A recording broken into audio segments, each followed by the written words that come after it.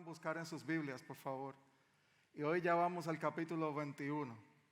Increíble como ya llevamos unos cuantos capítulos. Y hoy entramos, pueden irlo buscando, Hechos capítulo 21.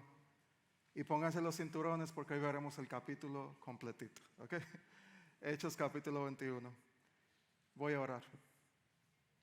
Te damos gracias, Señor, por tu gracia. Gracias, Señor, por tu misericordia.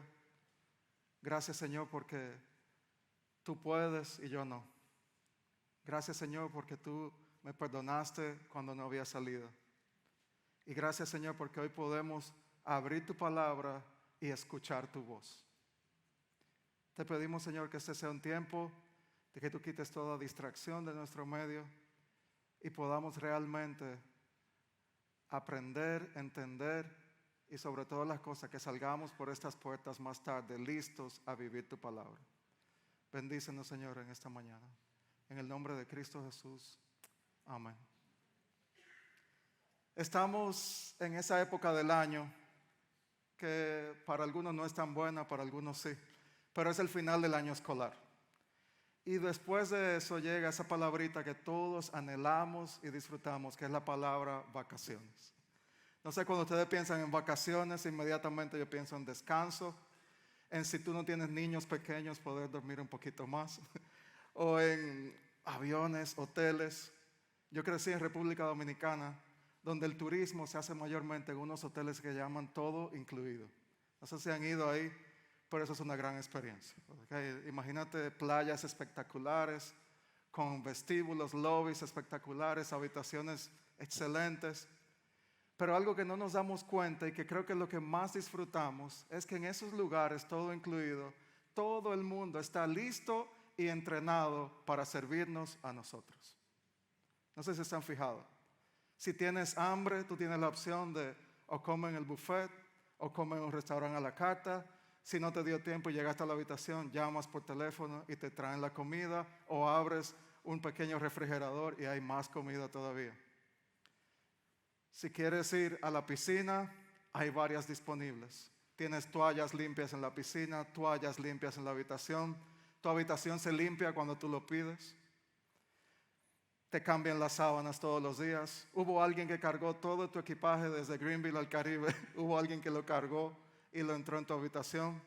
Si el aire acondicionado no funciona, no hay que preocuparse por llevar la caja de herramientas. Tú marcas el 0, inmediatamente hay alguien ahí resolviendo toda la situación. Todo eso es maravilloso e increíble hasta que llega la 1 de la tarde del último día y hay que hacer el check-out. Y lo peor de todo es que llegamos a la casa a las 6 de la tarde y hay que hacer el check-in a la rutina otra vez. El check-in a una cocina donde ahora hay que lavar platos, donde hay que preparar la comida del otro día, el uniforme de los niños y hacer todo nosotros mismos. Pero yo no sé si ustedes están de acuerdo. ¿Cuánto disfrutamos cuando somos servidos y atendidos por otros? Un sentimiento espectacular, yo diría. Pero esa mentalidad de todo incluido, lamentablemente, quiero decirte hoy, no compagina con la mentalidad de un siervo de Dios, de acuerdo a lo que hemos venido viendo en toda la serie del libro de Hechos y en la palabra de Dios. Y es eso lo que este capítulo va a retar. ¿Qué es lo que se espera de alguien que ha puesto su confianza, su corazón en Cristo? Que el Señor viene a ser el Rey Supremo de su vida. Y si ya has recibido la gracia de Dios, te pregunto hoy, como nos va a preguntar el texto, ¿cuál es el propósito de mi vida ahora como hijo de Dios? ¿A qué estoy yo llamado? ¿Quién dirige mi vida? ¿A quién yo realmente le pertenezco? ¿Estoy dispuesto yo a vivir el todo incluido de lo que conlleva llevar la cruz de Cristo, de servir a Dios y a los demás, aunque esto conlleve un alto costo? ¿Estoy dispuesto a vivir en la voluntad de Dios, aunque duela? ¿Reflejo yo la vida de un siervo o de alguien que solo le interesa ser servido por otros? Esas son preguntas que van a saltar mientras vayamos a través de Hechos 21 y quiero que vayamos meditando desde ahora en eso. Y un principio inicial que yo quiero que tú tengas en tu mente mientras vemos estos primeros 14 versos es este: entendiendo la voluntad de Dios. Entendiendo la voluntad de Dios. Rápidamente, volviendo un poco a la semana pasada, capítulo 20, teníamos a Pablo y a su equipo que estaban en Mileto. En ese momento se reúne con los ancianos de Éfeso y les da instrucciones, pero también hay algo que ha venido pasando. Pablo les está anunciando: tengo que ir a Jerusalén. Y miren cómo en el capítulo 20 él decía: estoy obligado por el Espíritu a ir a Jerusalén. Yo no sé lo que me espera allí, pero yo sé que el Espíritu Santo me dice que me esperan cárcel y sufrimiento. Y él le decía a esas personas en Mileto: pero mi vida no vale nada para mí a menos que la use para terminar la tarea que me asignó el Señor Jesús. La tarea de contarles a otros la buena noticia, el Evangelio, acerca de la maravillosa gracia de Dios. Era con esta actitud que Pablo estaba hablando acerca de ese viaje a Jerusalén. O sea, me espera sufrimiento y cárcel, pero no puedo hacer otra cosa que no sea ir a Jerusalén. ¿Van viendo? Luego de despedirse de ellos con mucha tristeza, se arrodillaron en la orilla de la playa. Pablo y sus compañeros, dice el capítulo 21, verso 1, navegan a la isla de Cos, pasan por Rodes y Pátara, y desde ahí toman un barco por aproximadamente 350 millas que los lleva hasta el área de Fenicia, hacia Tiro. Y aquí, verso 4, si lo miran en sus Biblias, dice Pablo: desembarcamos en Tiro, encontramos a los creyentes del lugar y nos quedamos con ellos una semana. ¿Vieron cómo la palabra de Dios sigue multiplicándose? En lugares como Tiro incluso. Estos creyentes profetizaron por medio del Espíritu Santo, que dijeron que Pablo no debía seguir a Jerusalén. Regresaron al barco al final de la semana, se volvieron y se despidieron, verso 6, y volvieron a casa. Los de Mileto se quedaron tristes porque Pablo y sus compañeros se iban y quizás no lo iban a ver nunca más. Ahora los de Tiro exhortaban a Pablo, de acuerdo a lo que el Espíritu le había dicho, de que no era una buena idea seguir a Jerusalén. ¿Vieron cómo comienzan las cosas a complicarse? Parece ser que ellos, al escuchar lo que el Espíritu Santo había dicho, interpretaron humanamente lo que ellos entendían que debía pasar a partir de esa palabra de Dios. Pero Pablo y sus compañeros no desistieron de ir a Jerusalén. Otro tiempo de oración, otra despedida, siguen su camino, verso 7, pasan por Tolemaida por un día y entonces llegan a otra ciudad. Vamos rapidito, pero tenemos que navegar un poco rápido para ver el capítulo. Entonces llegaron a Cesarea, verso 8. Al día siguiente continuamos hasta Cesarea y nos quedamos en la casa de Felipe el evangelista. Yo quisiera que me puedan llamar así algún día, Luis el evangelista. Felipe el evangelista, dice el verso 8, uno de los 7 hombres elegidos en Hechos 6 para ser diáconos, para distribuir los alimentos. Increíble esto, Pablo se está hospedando en la casa de un Felipe a quien él había perseguido. El perseguidor se está hospedando en la casa del perseguido, ahora en la calidad de perseguido también. Las cosas que Dios hace en medio de su voluntad. Verso 10, estamos en Cesarea, ¿están ubicados? Varios días después llegó de Judea un hombre llamado Ágabo, que ya lo habíamos mencionado en el capítulo 11, quien también tenía el don de profecía. Se acercó y miren lo que hizo Ágabo. Tomó el cinturón de Pablo y se ató los pies y las manos. Tomó el cinturón de Pablo, se ató los pies y las manos y dijo: el Espíritu Santo, otra vez, declara: de esta forma será atado el dueño de este cinturón. ¿Quién era el dueño de ese cinturón? Pablo. Por los líderes judíos en Jerusalén y entregado a los gentiles. De nuevo, viene sufrimiento en Jerusalén. Era claro, el Espíritu Santo seguía confirmando otra vez la difícil información de que habría problemas. Incluso imagínense eso, ustedes como testigos ahí, que de repente Ágabo le toma el cinturón a Pablo, se lo quita y lo pone en sus manos y pies. Imagínense esta escena que están viendo.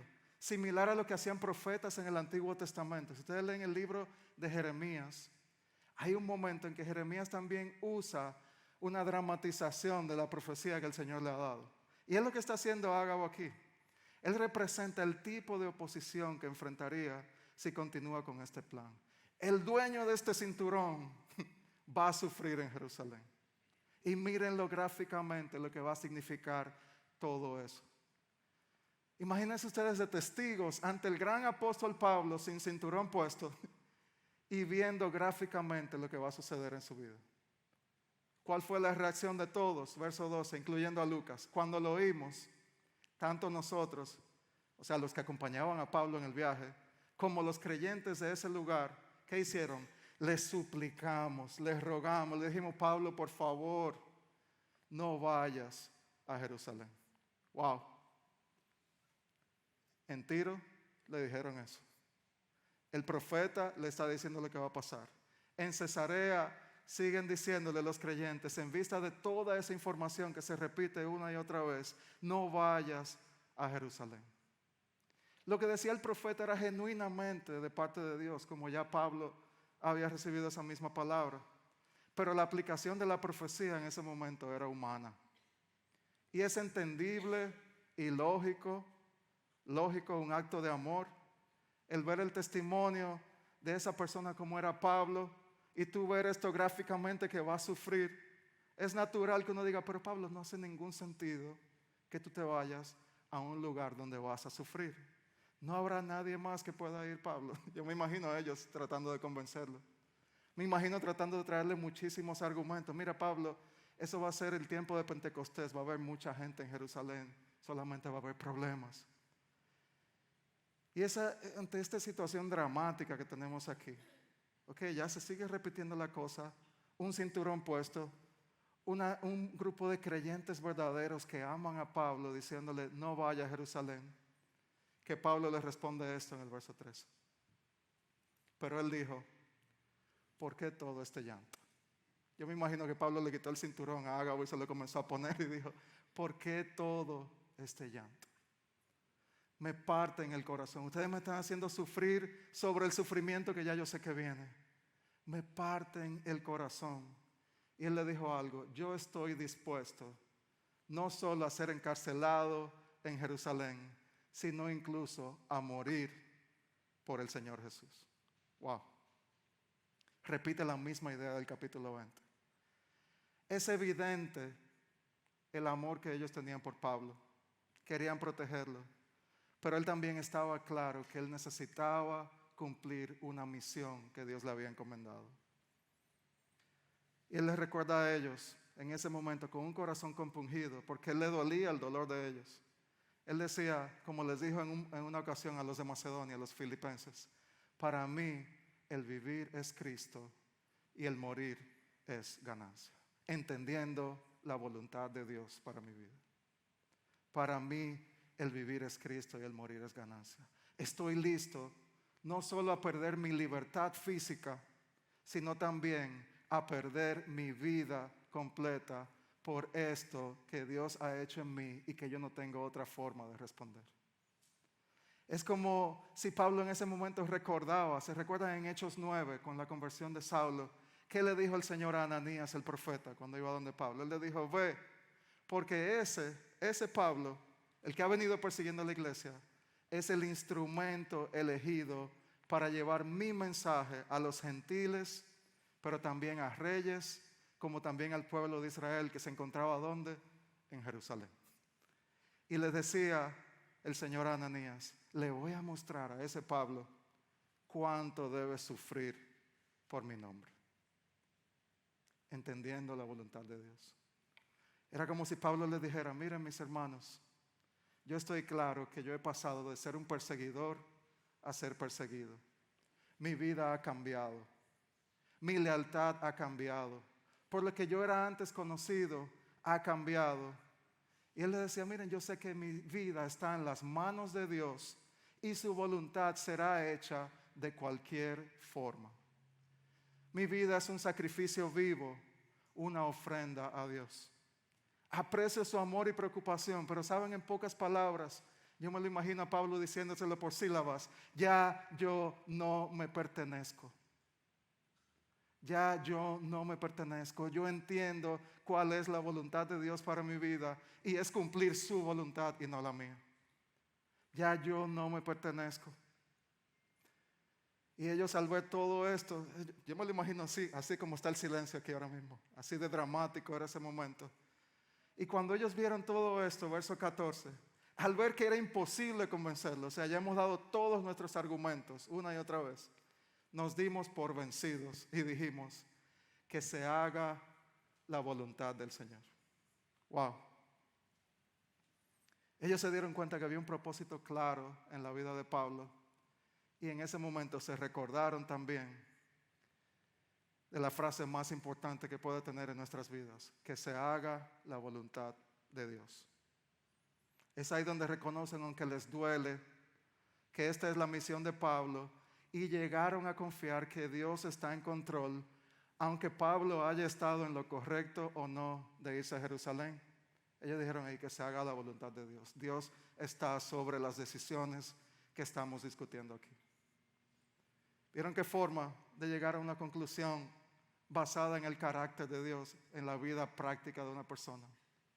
Que se haga la voluntad de Dios. Nosotros no podemos controlar si Pablo va o no, pero el Señor sabe por qué lo está permitiendo. Y quizás en este punto del relato, uno podría preguntarse, pero ¿cómo entonces yo puedo discernir y entender la voluntad de Dios en mi vida? Porque estos eran creyentes verdaderos que usando la palabra de Dios, del Espíritu Santo, le estaban diciendo a Pablo que no fuera. Tú dijiste, pero en el capítulo 19 hay un momento en que no lo dejaron entrar en un lugar que había alboroto en Éfeso y él no entró. O sea, hubo un momento que él no lo hizo. Pero ahora era sumamente claro que él tenía que ir a Jerusalén. Entonces, ¿cómo yo puedo, o si yo debo incluso saber exactamente lo que Dios quiere para mí y mi futuro?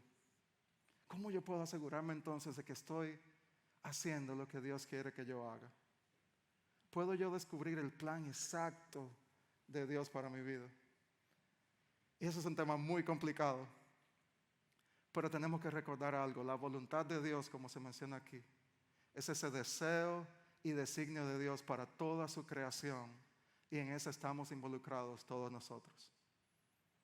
Su voluntad revela su carácter y su sabiduría para ordenar todo para su gloria y el bien de sus hijos. Y hay un pasaje en Deuteronomio 29, en el Antiguo Testamento, cuando Moisés está recordando el pacto al pueblo. Deuteronomio 29, 29, oigan lo que dice. El Señor nuestro Dios tiene secretos que nadie conoce. No se nos pedirá cuenta de ellos.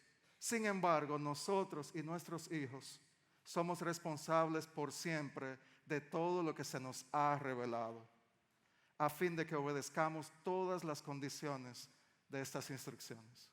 Que vemos ahí dos aspectos de la voluntad de Dios. Hay una parte que yo no controlo, esa voluntad soberana de Dios. Isaías dice, yo no puedo comprender la mente de Dios. Yo no puedo saber exactamente cada detalle de mi futuro, cómo Él lo tiene planeado para mí. Pero también dice ese mismo pasaje, pero lo que ya ha sido revelado en la palabra de Dios, ¿qué tengo que hacer? Obedecerlo.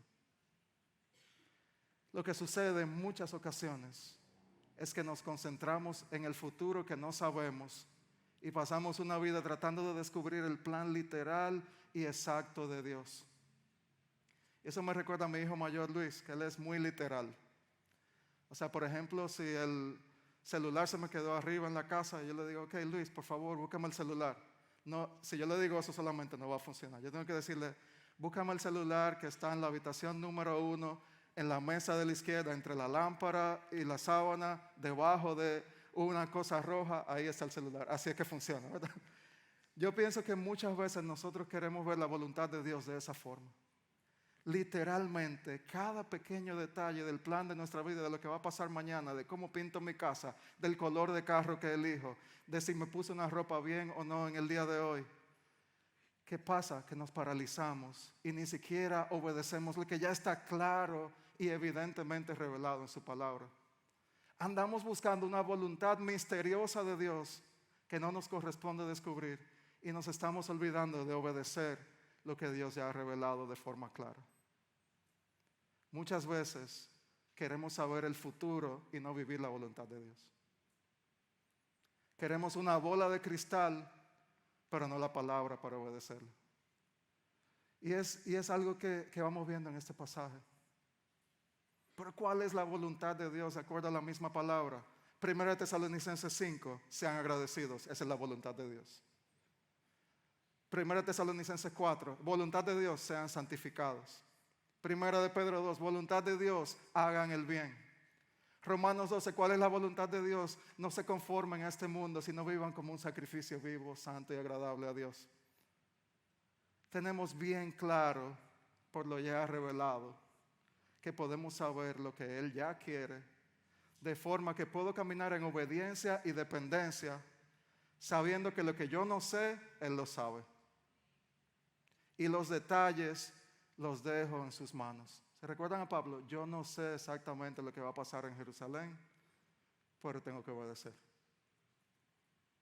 Sigo orando en dependencia, busco el consejo de otros creyentes maduros, pero con un entendimiento claro de que tengo que estar listo y dispuesto a obedecer lo que Dios quiere. Si tienes duda de cuál es la voluntad de Dios para tu vida en este día, pregúntate a ti mismo, ¿está alineada mi vida y mis decisiones con la palabra y el carácter de Dios? A veces mucho menos complicado de lo que pensamos. Si yo estoy haciendo un negocio y sé que ese negocio va en contra de lo establecido en la ley, no es la voluntad de Dios. Si yo estoy en una relación incorrecta que sé que no glorifica a Dios, no es la voluntad de Dios. Si estoy haciendo algo que implica mentira, robo, actuar con orgullo, engañar a otro, chismear, no es la voluntad de Dios. Simple y sencillo. Si la decisión que tengo por delante glorifica a Dios, preguntémonos también, ¿está alineada con los dones y talentos que Dios me ha dado? ¿Servirá el propósito de glorificar a Dios y servir a otros? Dios, dijo un autor, concede a sus hijos la voluntad de caminar en sus caminos, no revelándonos los próximos pasos que debemos dar, sino dándonos un corazón que aprende a deleitarse en su ley y vivir de acuerdo a ella. ¿Estás luchando hoy para seguir la voluntad de Dios? ¿Estás cuestionando su voluntad en este día? Quiero decirte que la voluntad de Dios para mi vida es mucho menos misteriosa de lo que muchas veces pensamos y mucho más maravillosa de lo que muchas veces esperamos. Y eso se lo digo una persona que lucha con este tema, y el Señor me lo puso a predicar hoy. Lucho mucho con este tema. Pero simplemente cuando comenzamos a amar lo que Dios ama y a odiar lo que Dios odia y caminar en su voluntad, Él nos va a seguir dirigiendo aun cuando no sepamos cómo las cosas irán a funcionar. Oremos el Salmo 139. Dios, examina mi corazón, examina mis pensamientos, ve si hay en mí camino de perversidad, aléjame de eso y guíame en el camino eterno. Es una oración de la voluntad de Dios en mi vida.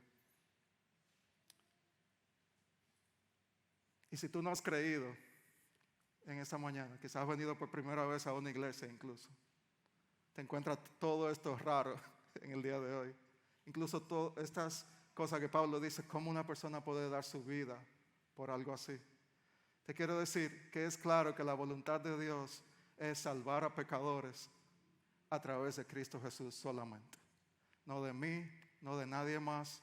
A través de la obra de Cristo, Él te puede dar un propósito y una nueva vida en Él. Pero solamente cuando entendemos que en Él hay salvación, hay esperanza y que su sufrimiento, como vamos a ver en un ratito, fue para darnos a nosotros la esperanza que tenemos hoy. Entendiendo la voluntad de Dios. Pero hay una segunda parte, que es el resto del capítulo, que yo quiero decirte este principio. Entendiendo la voluntad de Dios y ahora viviendo la voluntad de Dios. Así que vamos a tomar rapidito un paseo por lo que pasó inicialmente en Jerusalén. A ver cómo se ve una vida que está viviendo la voluntad de Dios. Lo primero es esto, miren, un verso muy trivial, verso 15. Después de esto, esto son muchas cosas que han pasado, ¿verdad? Ya vimos el cinturón, vimos todo lo que Pablo había dicho. Después de esto, ¿qué fue lo próximo que hicieron? Empacamos y salimos. Yo me imagino el silencio, me imagino la tensión que había en ese momento, de que tú sabes que cumplir la voluntad de Dios se ha confirmado una y otra vez que implicará sufrimiento, pero empacaron y salieron. No sé si a ti te pasa igual que a mí, pero es el paso más difícil. Cuando ya tú sabes cuál es la voluntad de Dios, pero a mí me cuesta empacar y me cuesta salir. Pero esa es la acción que tomaron.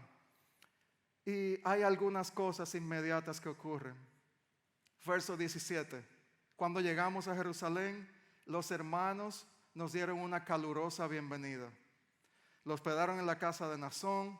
Al día siguiente, verso 18, fueron a donde Santiago y los líderes de la iglesia de Jerusalén. ¿Y qué hicieron? Dieron un informe, dice, detallado de las cosas que Dios había realizado entre los gentiles durante su ministerio. Y después de oírlo, verso 20, ¿qué hicieron esas personas? Alabaron a Dios. Entonces, sigue siendo constante a través de todos los viajes misioneros, una y otra vez, que este arduo trabajo va acompañado del estímulo de otros creyentes, que se han arrodillado a orar cuando hay que hacerlo, han llorado juntos cuando hay que hacerlo, han provisto hospedaje cuando hay que hacerlo. Y eso es algo que podemos ver inmediatamente ahí. Cuando vivimos en la voluntad de Dios, tenemos que aprender a disfrutar los momentos de ánimo que trae viajar en el camino que Dios nos ha dado. Disfrutando los momentos que dan ánimo. ¿Cómo vivimos en la voluntad de Dios? Disfrutando los momentos que nos dan ánimo. El Señor nos coloca a ti y a mí en ocasiones para recibir el caluroso ánimo, como Pablo en ese momento. Y en otras ocasiones en su voluntad para ser los instrumentos que provean ese caluroso ánimo a otros que lo necesitan. Y en medio de todo ese caminar en la voluntad de Dios, ¿saben qué pasa? Testificamos de lo que Dios ha hecho.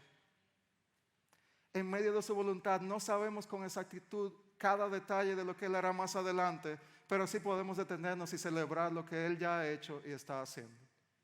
Como acabamos de ver en esos videos, estamos celebrando lo que Dios está haciendo en nuestra iglesia. En el camino, en medio de todo eso, ¿qué hacemos? Alabamos a Dios. Y yo pienso que en cosas triviales, así como se va viendo en este pasaje, se vive sencillo así. Voy contándole a un hermano, voy contándole a otra persona lo que Dios está haciendo en mi vida, voy recibiendo ánimo, voy dando ánimo y estoy viviendo en la voluntad de Dios. Aunque el camino adelante no sé cómo sea. Pero ¿qué sigue diciendo el capítulo? Verso 21. Esos creyentes de Jerusalén le dijo, estamos muy contentos, Pablo, sí. Pero dicen otros judíos aquí que tú enseñas a todos los judíos que abandonen la ley de Moisés. Wow. Ellos han oído que tú enseñas que no practiquen nada de las costumbres judías. Ellos estaban preocupados porque se iban a enterar de que Pablo estaba ahí y se podía armar un gran problema. ¿Qué le hicieron? Verso 23, queremos que hagan lo siguiente. Hay 4 hombres que han cumplido su voto del nazareo, esa ceremonia de purificación. Él le dijo, verso 24, acompáñalos al templo, participa con ellos de esa ceremonia y paga tú los gastos. ¿Eh? Le pidieron incluso a Pablo que cubriera los gastos que conllevaba este ritual. Y ellos le decían, si tú haces eso, todos sabrán que los rumores eran falsos y que tú mismo cumples las leyes judías. ¿Y qué hizo Pablo? Verso 26. Al día siguiente, voluntad de Dios vivida, fue al templo con los otros hombres. Wow. En medio de vivir la voluntad de Dios, también hacemos lo que sea necesario por el reino. Yo me imagino que esto no era la actividad favorita del apóstol Pablo en ese momento. Yo de verdad que me lo imagino así. Cuando tú lees Gálatas, cuando tú lees sus cartas. Y es bueno aclarar aquí que Pablo no estaba en ese momento comprometiendo el evangelio al hacer esas cosas. Si incluso leen Romanos 14, hay un punto en que él dice, pueden hacer todo esto mientras esté claro, era su pensamiento, que estas ceremonias no están tomando el lugar de que la justificación y salvación son solo por medio de la fe en Cristo.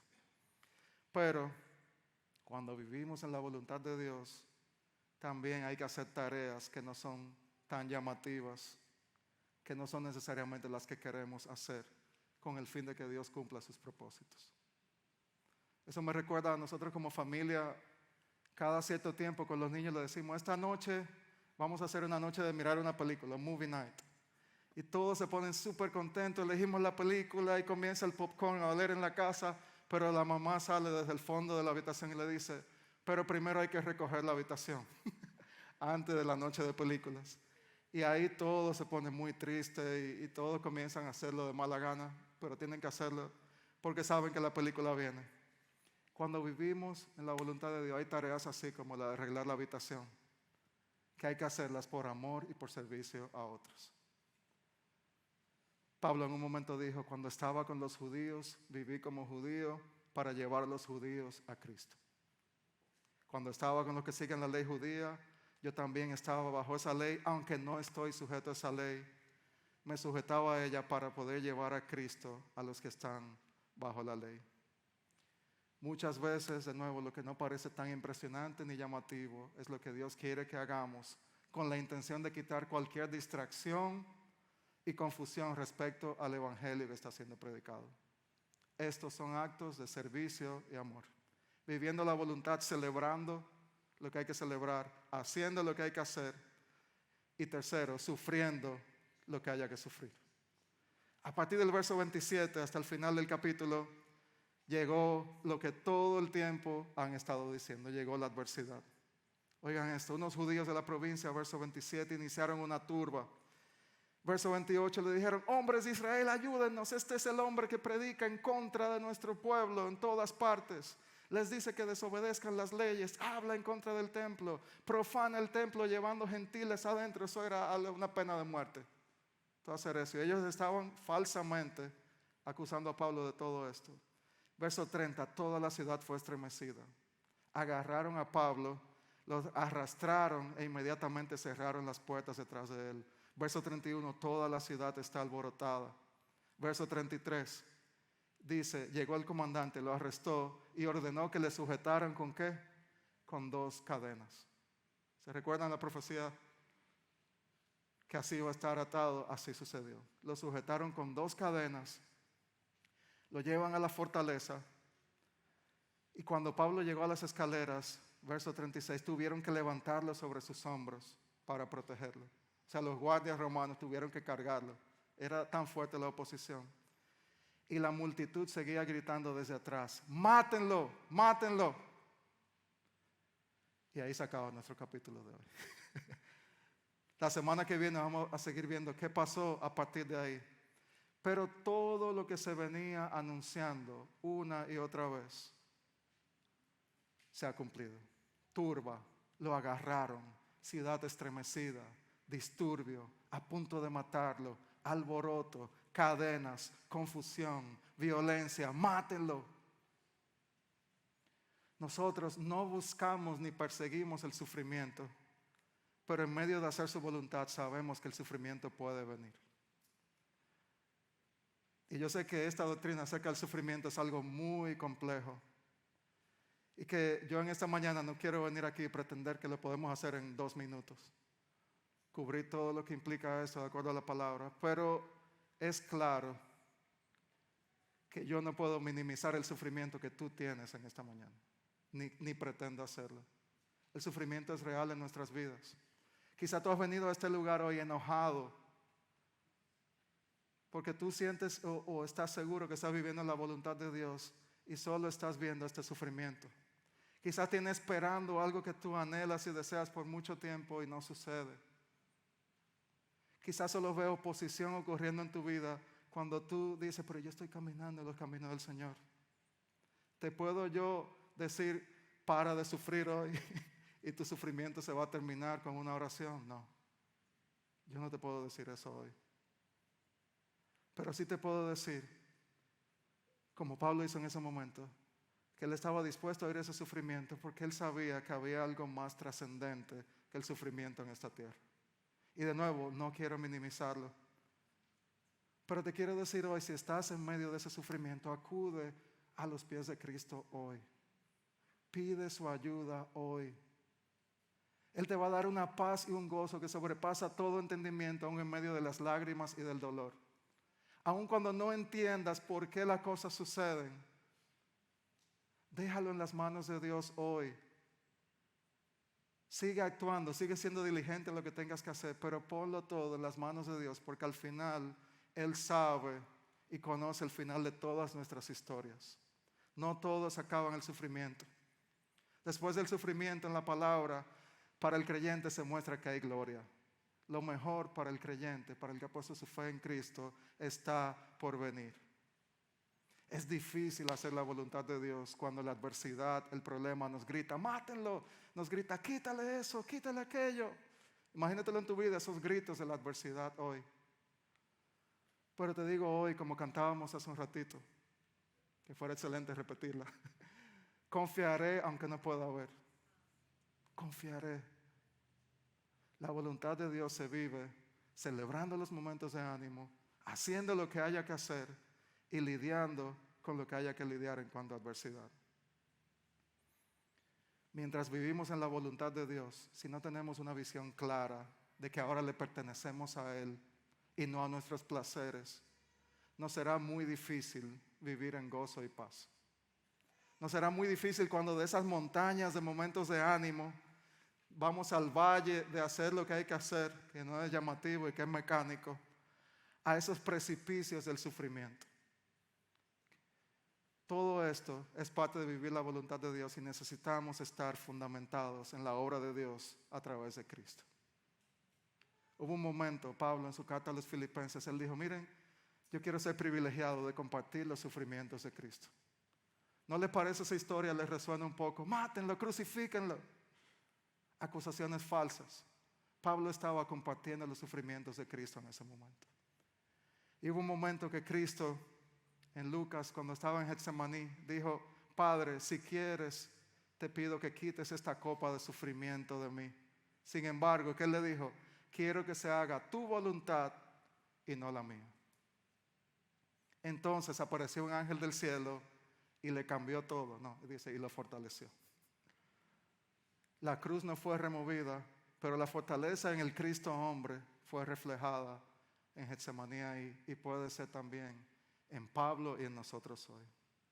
Para ser un siervo que vive en la voluntad de Dios, necesitamos entender que hubo un perfecto siervo sufriente, que una vez se hizo hombre, su nombre es Cristo, y en sus propias palabras él dijo, yo he venido para servir y no para ser servido.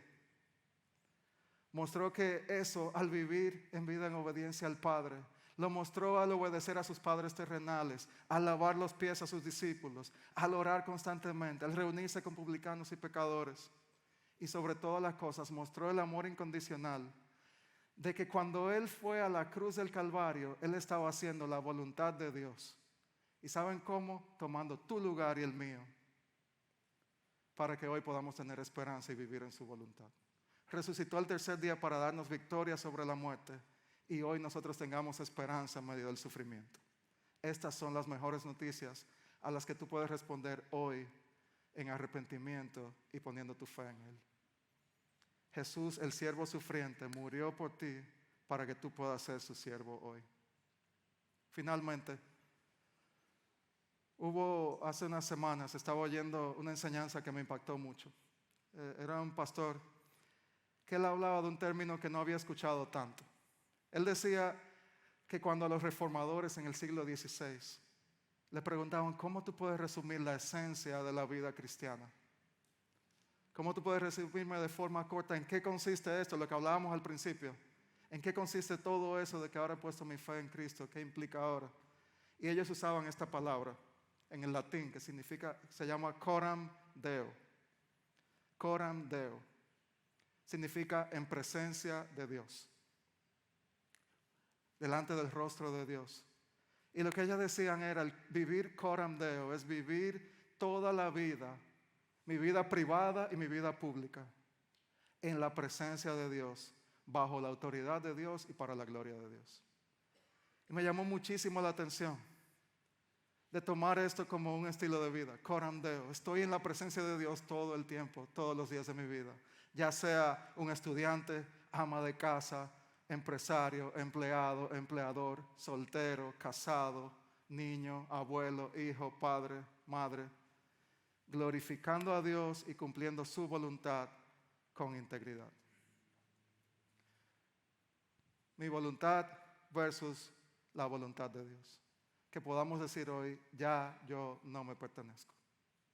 No puedo controlar el futuro, pero sí puedo obedecer la voz de Dios hoy.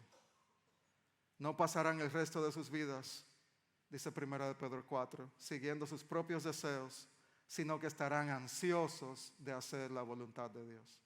Que esa sea la realidad en nosotros como iglesia. Oremos.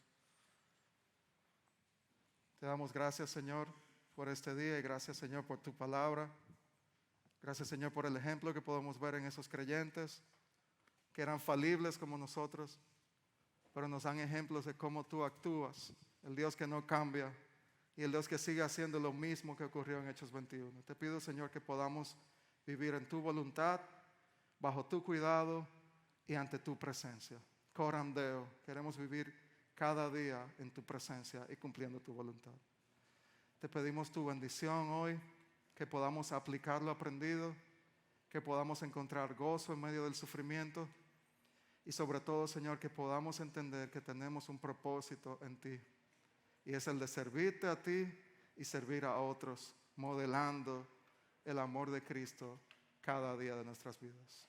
En el nombre de Jesús, amén.